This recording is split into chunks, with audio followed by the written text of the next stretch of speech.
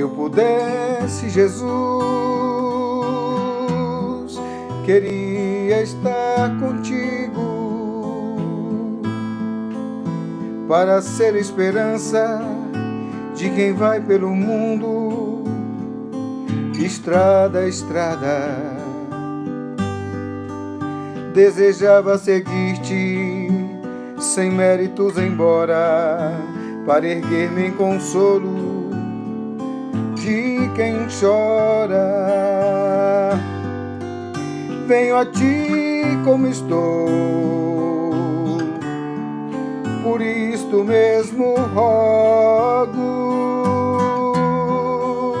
não me deixes a sós, não me deixes a sós, por onde vou.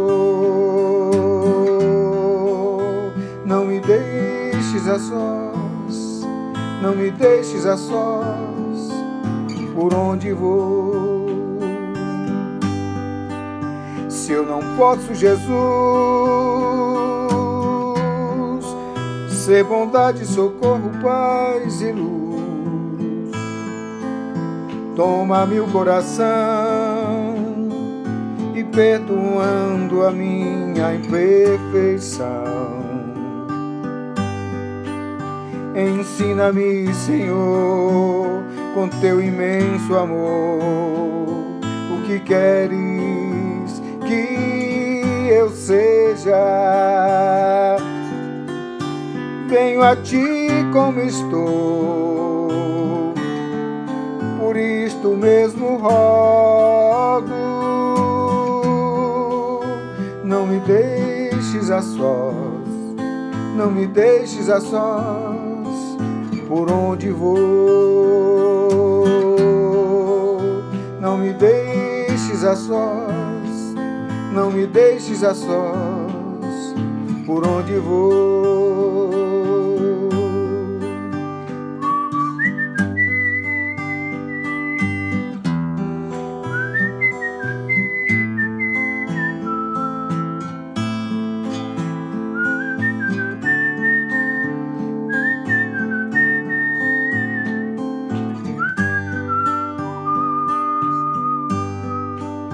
Desejava seguir-te sem méritos, embora, para erguer-me em consolo de quem chora. Venho a ti como estou, por isto mesmo rogo, não me deixes a sós, não me deixes a sós, por onde vou. Não me deixes a sós, não me deixes a sós, por onde vou. Não me deixes a sós, não me deixes a sós, por onde vou.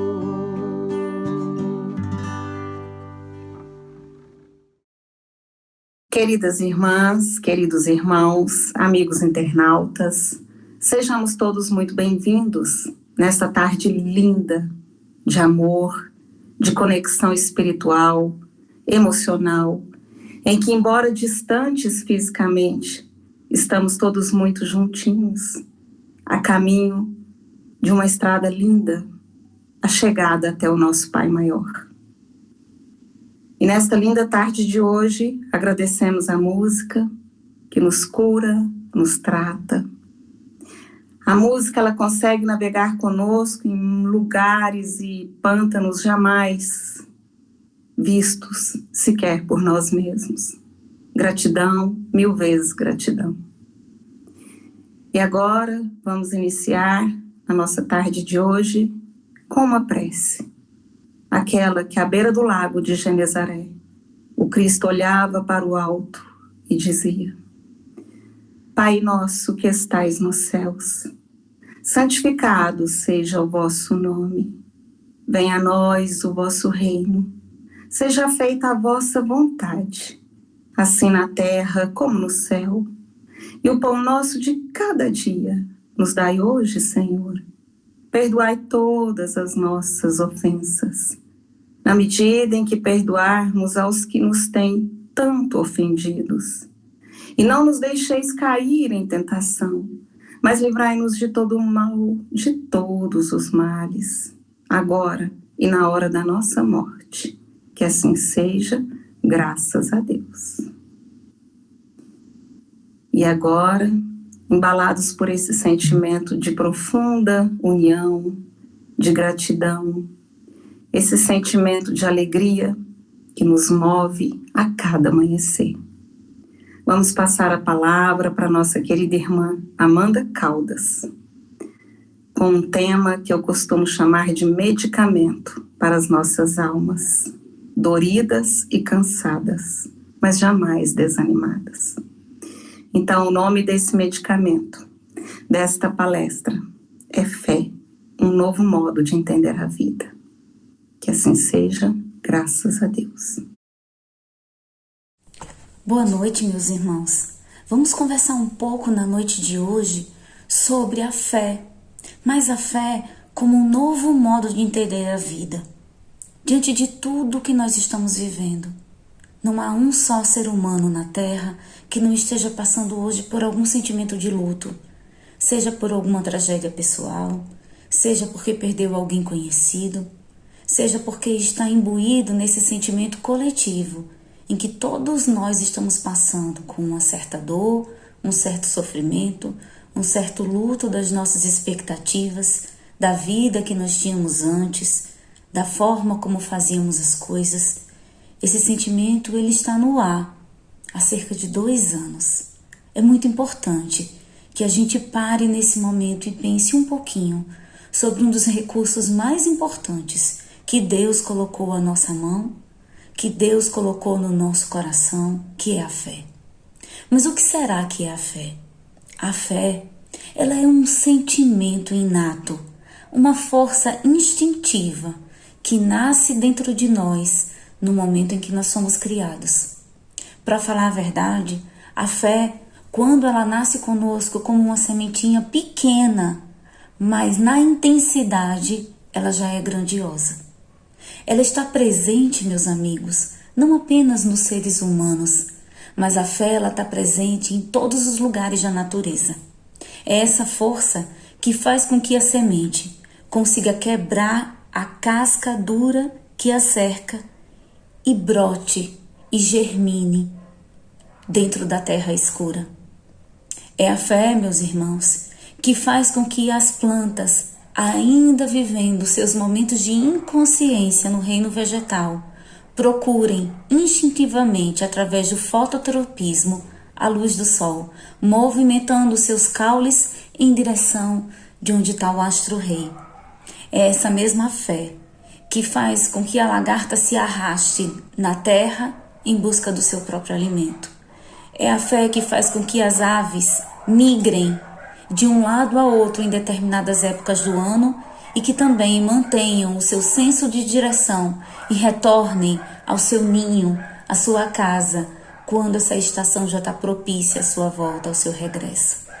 É essa mesma fé que faz com que a criança, logo ao nascer, instintivamente busque o peito da mãe e logo depois, em pouco tempo, em cerca de 1 ano, já esteja ensaiando seus primeiros passos, saindo do chão que ela arrasta, que ela engatinha e começando o desafio de caminhar.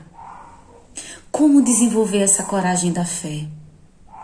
Essa fé que tantas vezes a gente ouve falar como uma convicção plena, a fé absoluta, ela não é algo que simplesmente nós conquistamos quando nós queremos.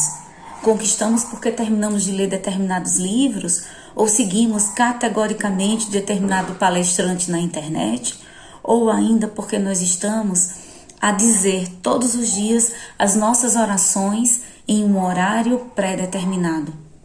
A fé, ela é o maior presente que o Pai pode ter deixado para nós, porque é ela que faz com que a gente desenvolva progressivamente coisas novas e boas e belas e grandes em nossas próprias vidas.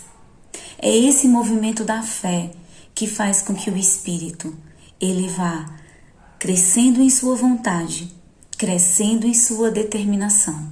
E quando nós nos tornamos conscientes, ela adquire um outro patamar, porque ela serve de um recurso lúcido para eu continuar a minha caminhada.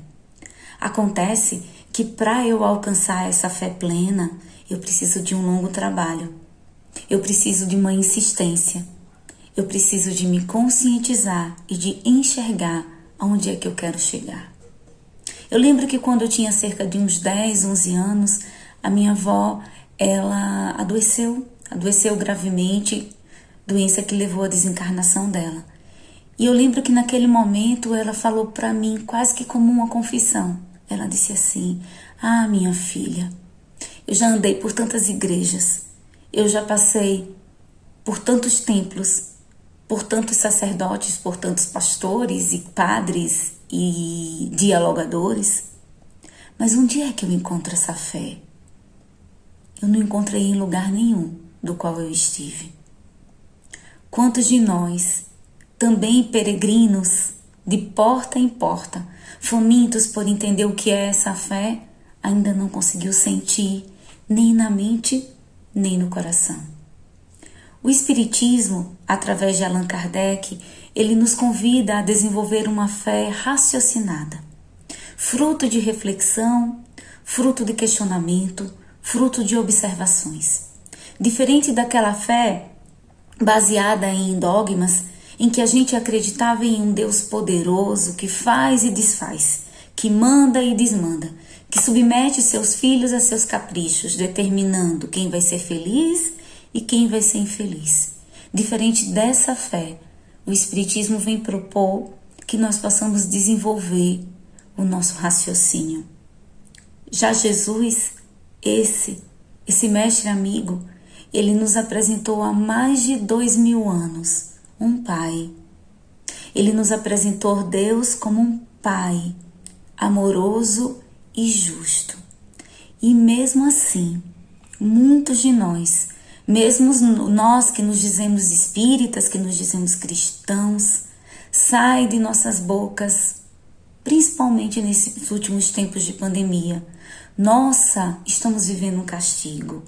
Como Deus está nos punindo. O que será que fizemos de errado?" Essa imagem lá que trazemos primitiva, de que se não andamos na linha, se não fizemos o que é certo, vamos ser punidos e massacrados.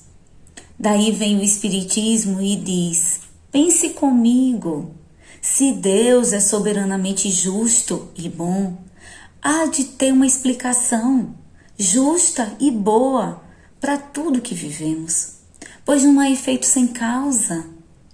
Nós somos convidados a aprender a olhar de novo, e se necessário, vamos olhar um pouco mais, encadeando os fatos da nossa vida e percebendo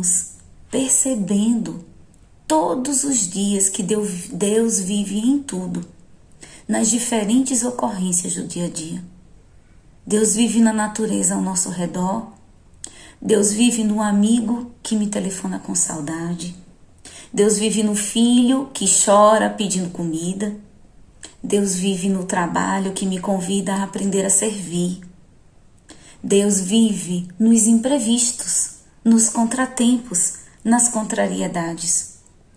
O entendimento que nós fazemos da vida, o nosso próprio modo de ver e de entender as coisas, ele vai provocar um aumento, um fortalecimento ou uma diminuição da nossa fé.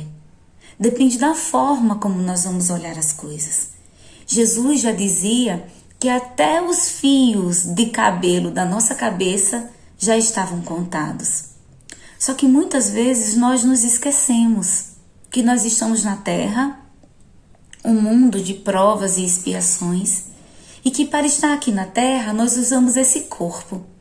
É um corpo vulnerável, que se a gente permanece mais no frio ou mais no calor, nós já nos sentimos vulneráveis e suscetíveis. Então nós vamos passar por um desgaste natural. E esse desgaste natural da vida, do nosso corpo, desse planeta, das intempéries meteorológicas, vai nos trazer uma vivência de sofrimento. Então, o sofrimento nada mais é do que um estágio que nós estamos passando. Um estágio do qual passaremos. Mas precisamos nos lembrar que nada é, apenas está. Tudo isso é temporário. Se nós começamos a acreditar na permanência das coisas, na permanência desse mundo material, apenas naquilo do que eu vejo, do que é palpável, as minhas aflições só tendem a se multiplicar à medida que eu vejo o desgaste das coisas. Por outro lado, se eu compreendo que nós estamos aqui apenas de passagem e que essa vida, meus amigos, essa vida é só um capítulo do livro que estamos escrevendo há centenas de anos e que não é o nosso último capítulo. Estamos longe de terminar essa história. Quem sabe, talvez, possamos estar no meio do caminho. Talvez, porque muitos de nós, se não todos, estamos apenas escrevendo as introduções e os preâmbulos do destino a que um dia iremos chegar. Hoje eu estou doente. Hoje eu estou separado daquele que eu amo. Hoje eu sinto dor. Hoje as coisas não fluíram como eu gostaria, mas foi hoje. Hoje eu posso viver o melhor que eu puder, fazer a minha parte, investir naquilo que está à minha frente, mas com vistas a um crescimento maior, com vista a ser feliz o máximo que eu posso hoje, sabendo que eu sou destinado a uma felicidade mais verdadeira, destinado a algo muito maior que eu ainda não tenho conhecimento. Certa vez eu estava numa reunião mediúnica e um espírito amigo, ao fazer um atendimento, se virou para mim e disse algo que me emocionou bastante. Ele olhou para mim e disse: minha irmã, nós somos aqui pessoas comuns, destinados a futuros extraordinários. Desde que ele me falou isso, eu de fato acreditei e percebi que é possível olhar o infinito e saber que eu vou estar lá. As crises de aflição podem alcançar a todos, não há quem vá fugir delas. Cada qual no seu tempo vai ser visitado por alguma aflição. É nessa hora, meus amigos, que nós somos chamados a testemunhar, a prestar depoimento da confiança que nós temos em Jesus, da fé que nós estamos progressivamente conseguindo desenvolver dentro de nós. São os aborrecimentos comuns, as contrariedades do dia a dia, que nos parecem grandes aflições naquele momento, mas que na verdade são grandes ocasiões de revelar a confiança em Jesus. É aquela situação em que eu passo por uma suspeita, aquele olhar de crítica, é aquele momento em que eu faço um pedido justo e que foi recusado. É quando eu recebo uma ironia ou uma desconfiança. É quando eu sou submetida a uma desatenção e um desrespeito. É quando eu sou visitada por uma doença, uma indisposição passageira. É quando acontece um contratempo, uma contrariedade. São essas as ocasiões em que eu sou solicitada, eu sou testada e que eu estou treinando dia a dia para que um dia nós possamos conseguir suportar as grandes provas como se fossem pequenas. Assim, eu sou convidado a construir uma fé dentro do meu coração, de ir modificando progressivamente as minhas crenças, de ir modificando progressivamente a base dos meus pensamentos e observando os sinais de Deus na minha vida. Isso é a fé raciocinada. mas cerca de 4 meses atrás, em fevereiro, 5 meses, no meio do meu evangelho no lar, eu fui tomada por uma emoção, numa leitura que chegou até nós falando de fé. E nessa emoção eu me virei para Deus e perguntei: meu Pai, como transformar essa fé raciocinada em uma fé verdadeiramente sentida dentro do coração? Eu perguntei isso em fevereiro. E a gente tem que ter clareza das perguntas que a gente faz ao Pai, porque Ele vai querer nos responder.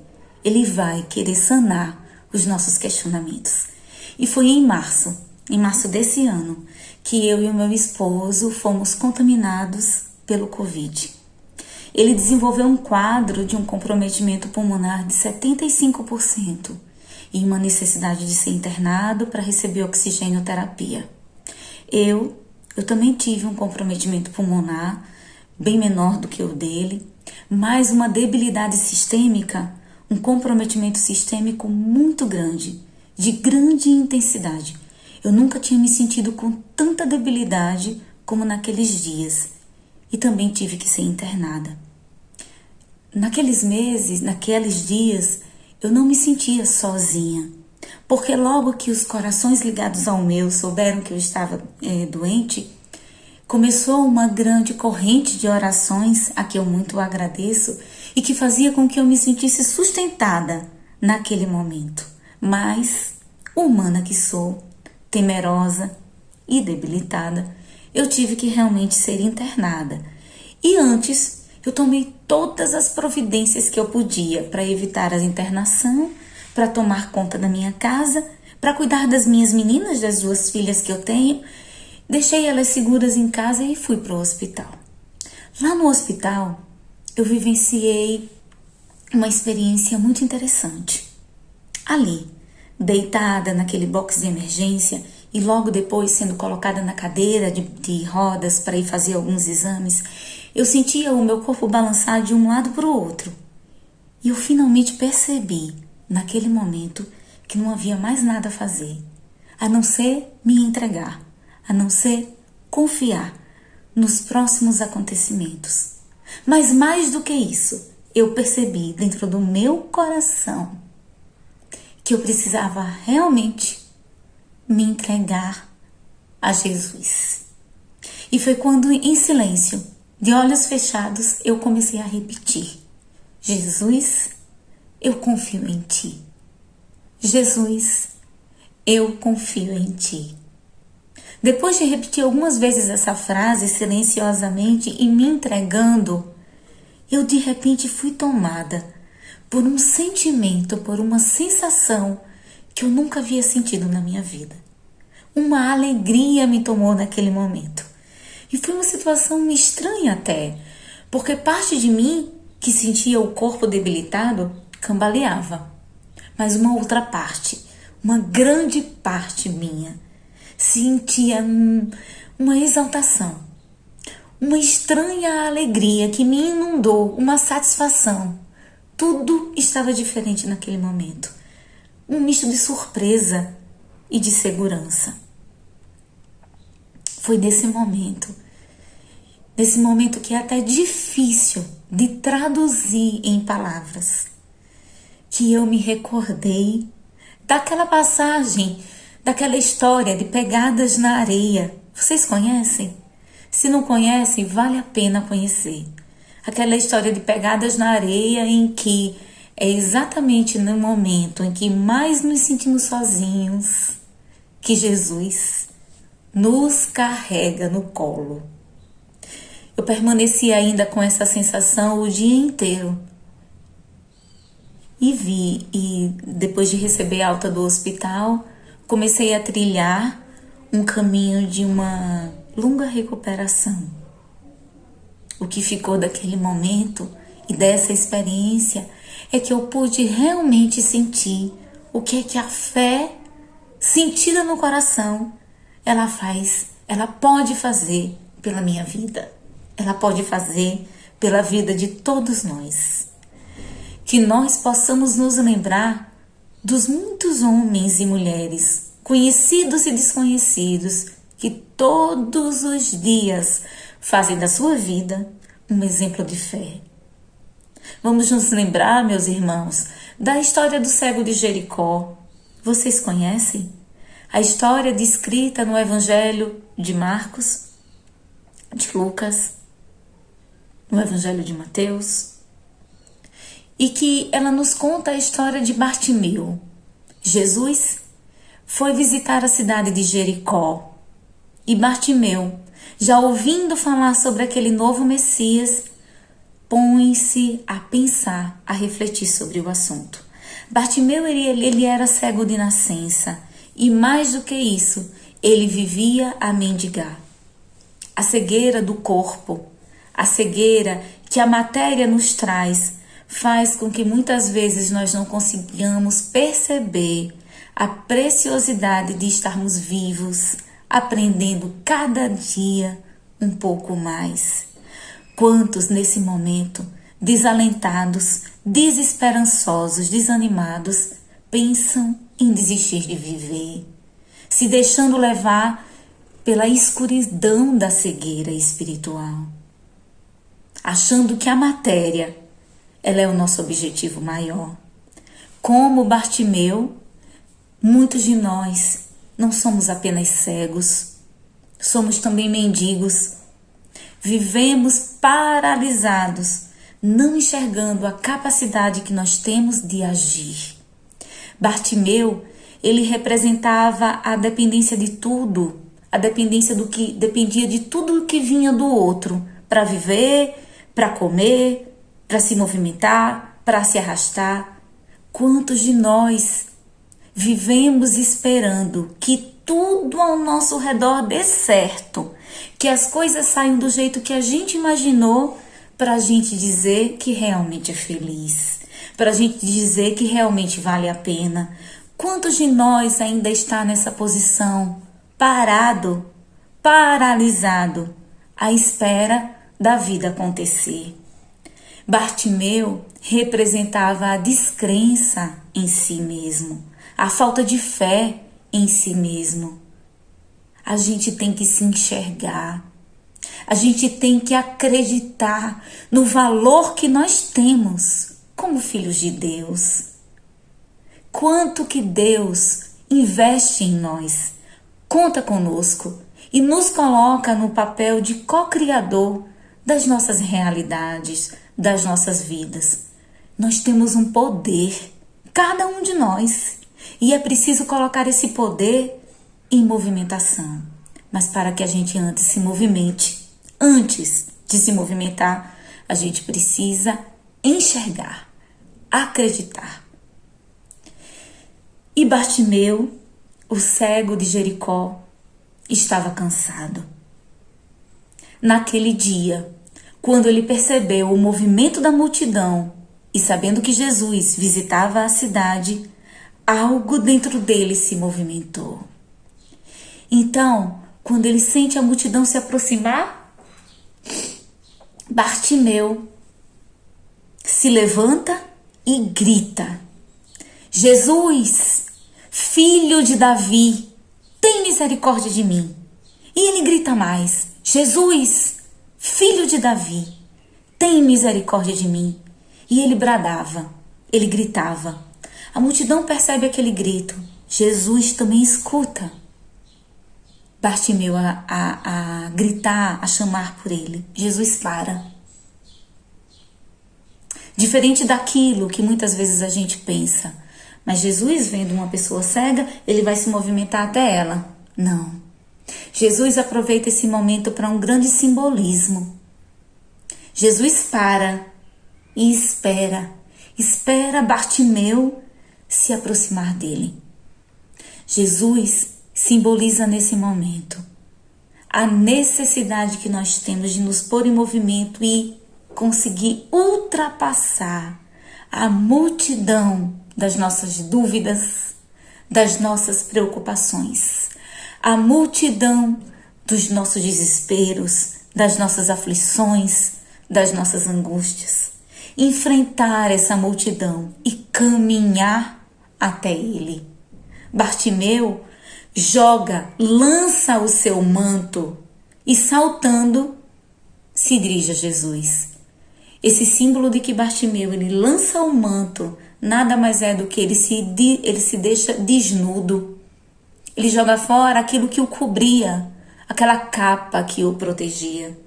E realmente vai de peito aberto, de alma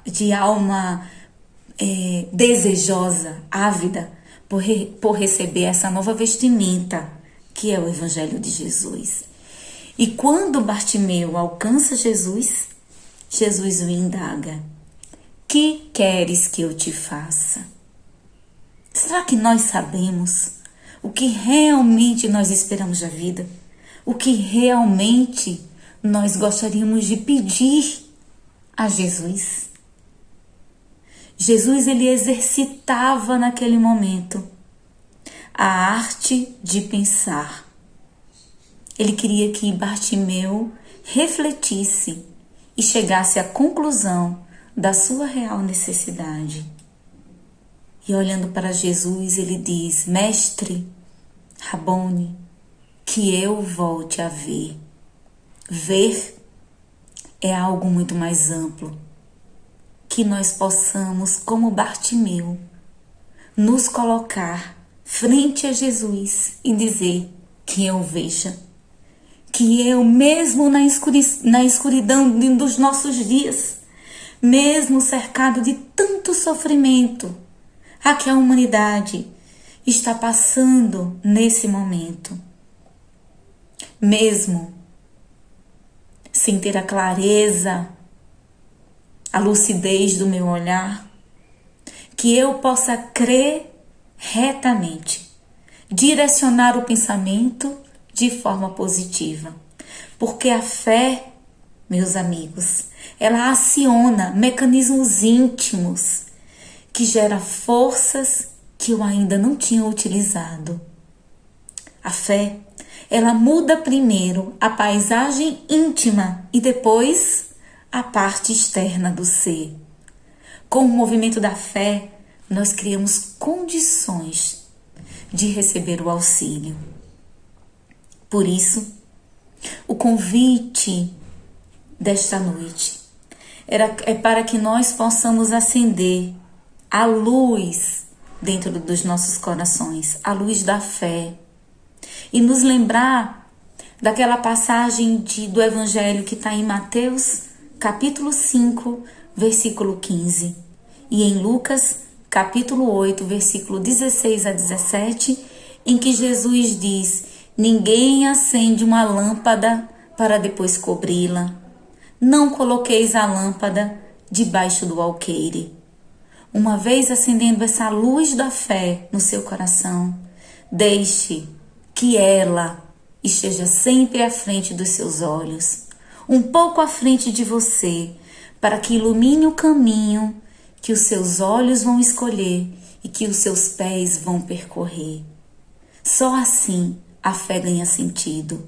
Uma fé que nos guia, que nos direciona, que nos mantém seguros e cada vez mais certos do amor de Deus para conosco. Que nós possamos nos lembrar do que foi dito a mim então, há alguns anos atrás. Que somos pessoas comuns, mas destinados a futuros extraordinários.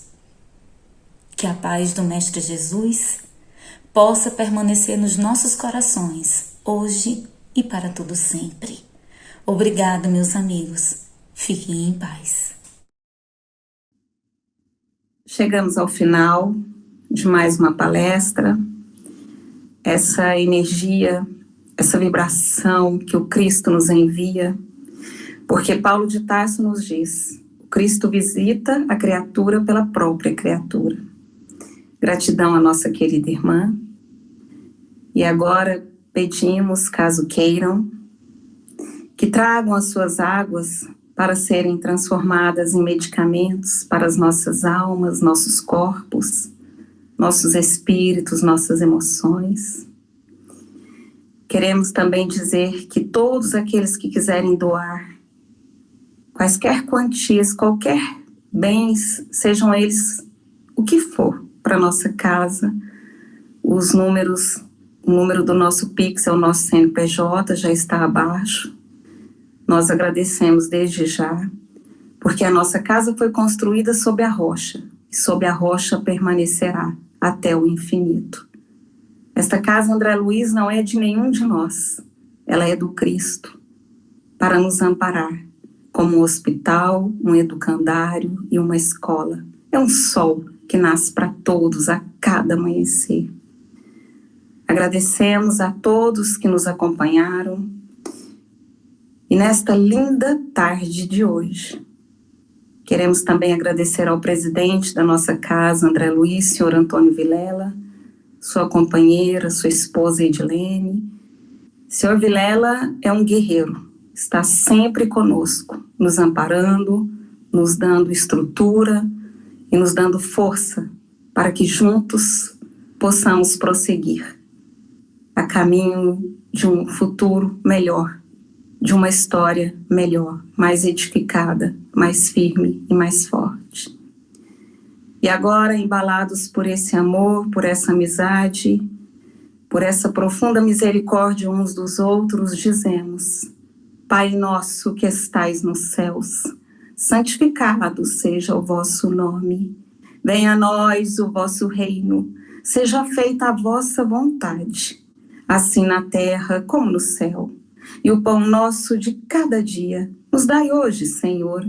Perdoai todas as nossas ofensas, na medida em que perdoarmos aos que nos têm ofendido. E não nos deixeis cair em tentações, mas livrai-nos de todo o mal, de todos os males, agora e na hora de nossa morte. Que assim seja, graças a Deus. Glória a Deus nas alturas e paz na terra entre todos os homens de boa vontade. Gratidão, gratidão. E nos despedimos uns dos outros por aqui. Mas no mais curto espaço de tempo, estaremos todos nós bem juntinhos, acolhidos uns aos outros. Que assim seja, graças a Deus.